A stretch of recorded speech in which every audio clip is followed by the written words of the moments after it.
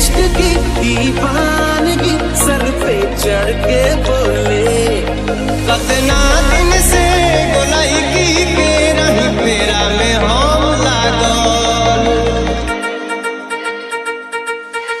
तेरे इश्क की दीवानगी सर पे चढ़ के बोले, कतना दिन से गोलाई की के रही फेरा में हम लागल।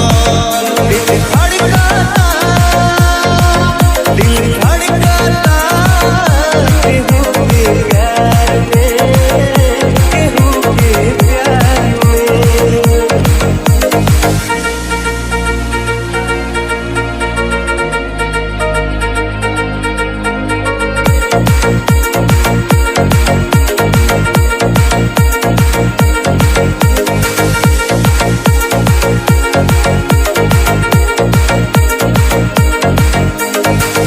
नजरें मिला के पलके झुकाए, अपना दीवाना मुझको बनाए।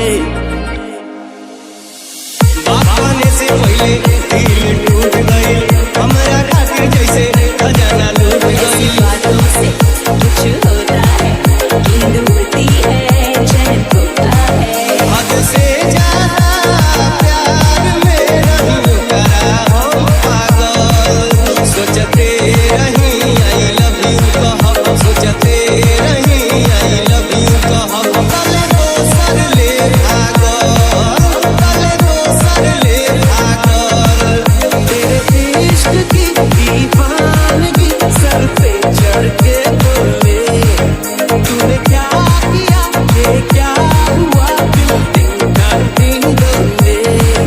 दिल धड़काता केहू के प्यार में, केहू के प्यार में।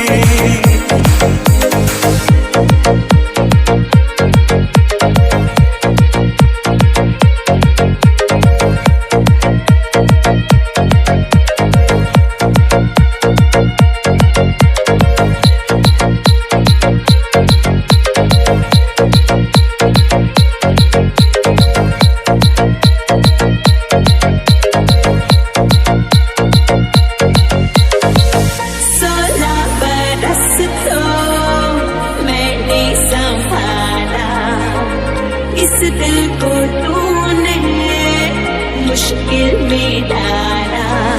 केहू बजाई छम से पयलिया, हम के सुन नैया, बन जाए तो हम जिंदगी भरना, केहू के दिल के सैया। इस उम्र में दिल धड़कता है, दिल ने छूने को ये तड़पता है, अब तन्हाई तड़पाती है।